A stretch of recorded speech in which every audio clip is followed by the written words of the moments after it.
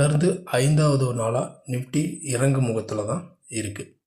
ஒரு selling pressure இருக்குது அப்படின்னு நல்லாவே தெரியுது. என்னதான் செல்லிங் ப்ரெஷர் இருந்தாலும் அந்த லோவர் லெவல் வரும் பொழுது திரும்ப அங்கேருந்து மார்க்கெட்டில் ஒரு பை எடுக்குது. என்னதான் பை ஆனாலும் மார்க்கெட்டில் பெருசாக பிரேக் அவுட் பண்ணி மேலே போக முடியல.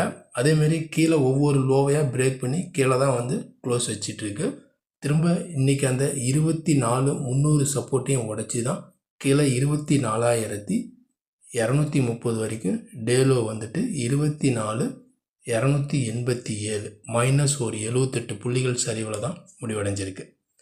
ஏன்னா 24,300க்கு கீழே க்ளோஸ் வச்சுருக்கிறதுனால அந்த அடுத்த சப்போர்ட் 24,200 ஒரு சப்போர்ட்டாக இருக்கும். அடுத்தது 24,100 ஒரு சப்போர்ட்டாக இருக்கும். அடுத்தது 24,000 ஒரு சப்போர்ட்டாக ஆக்டாக சான்சஸ் இருக்குது. அதேமாதிரி இப்போ மேலே ரெசிஸ்டன்ஸ் இப்போ 24,300 ஒரு ரெசிஸ்டன்ஸ் ஜோனு, அடுத்தது 24,400 ஒரு ரெசிஸ்டன்ஸ் ஜோனு, அடுத்தது 24,500 ஒரு ரெசிஸ்டன்ஸ் ஜோனாக ஆக்டாக சான்சஸ் இருக்குது. இப்போ கண்டினியூட்டியாக ஒரு செல்லிங் ப்ரெஷரில் தான் இருக்குது. இந்த செல்லிங் ப்ரெஷர் ஒரு பெரிய ஒரு இம்பேக்டை ஏற்படுத்தலை. ஏன்னா ஒவ்வொரு லோயர் லெவல் வரும்பொழுது திரும்ப அந்த இடத்துல ஒரு பையிங் கிரியேட் ஆகுது. பையிங் கிரியேட் ஆனவுடனே திரும்ப மார்க்கெட் மேலே போயிட்டு திரும்ப கீழே க்ளோஸ் காட்டுது. இப்போ நாளைய மார்க்கெட்டில் நிஃப்டியினுடைய இன்ட்ராடே லெவல்ஸ், ஏன்னா இப்போ இது நிஃப்டி ஸ்பாட்டினுடைய டே கேண்டில் சார்ட்டு. இது இன்றைக்கான மூமெண்ட். இந்த கேண்டில் ஃபுல்லுமே ஒரு ரெட்டில் தான் இருக்குது. ஒரு ஷெல்லிங் ப்ரெஷரில் இருக்கிறது நல்லாவே தெரிய வருது. இப்போ இன்றைக்கி லோ 24,230. இந்த லோவை நாளைக்கு உடச்சிட்டு கீழே இருந்துச்சு அப்படின்னா நம்ம தாராளமாக செல்லிங் கன்சிடர் பண்ணலாம். ஏன்னா கீழே வந்துச்சு அப்படின்னாவே அடுத்தடுத்த சப்போர்ட் ஜோனில் ஒரு பையிங் தான் கிரியேட் ஆகி திரும்ப அங்கேருந்து ரிவர்ஸ் ஆகி மேலே தான் வருது.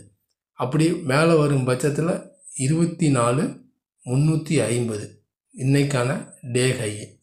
இந்த லெவலுக்கு மேலே சஸ்டைனாக இருந்தால் நல்லாவே திரும்ப ஒரு பையிங் பிரேக் அவுட்டுக்கு வாய்ப்புகள் நிறையவே இருக்குது. ஏன்னா மார்க்கெட் பொறுத்த வரைக்கும் லோவை உடச்சி தான் க்ளோஸ் வைக்கிற ஒழிய இன்னும் ஒரு ரிவர்சல் ட்ரெண்ட் இன்னுமே ஒரு கன்ஃபர்மேஷன் கிடைக்கல. ரிவர்சல் ட்ரெண்ட் கன்ஃபர்மேஷன் அப்படி நம்ம எடுத்துக்கிட்டோம் அப்படின்னா இன்றைய நிஃப்டியினுடைய ஹை 24,350க்கு மேலே சஸ்டெயின் ஆகி மார்க்கெட் க்ளோஸ் வச்சுது அப்படின்னா ஒரு ரிவர்சல் கன்ஃபார்ம் ஆகிறதுக்கு சான்சஸ் இருக்குது. ஏன்னா மார்க்கெட்டில் அந்த அளவுக்கு ஒரு பையிங் வரணும் அப்படின்னா அமெரிக்கா ஈரானுடைய இந்த ஜியோ பொலிட்டிக்கல் வார் ஓரளவுக்கு நார்மல் ஆகணும். அடுத்தது குருடாயினுடைய ப்ரைஸ் ஒரு ஸ்டேபிளாக இருக்கணும். இதெல்லாம் ஒரு பக்கம் இருந்தாலும் இன்வெஸ்டர்ஸ் பார்த்திங்க அப்படின்னா ஒரு பையிங் வால்யூம் கிரியேட் ஆச்சு அப்படின்னா ஆட்டோமேட்டிக்காக மார்க்கெட் மேலே பிரேக் அவுட் கொடுக்கறதுக்கு சான்சஸ் நிறையவே இருக்குது.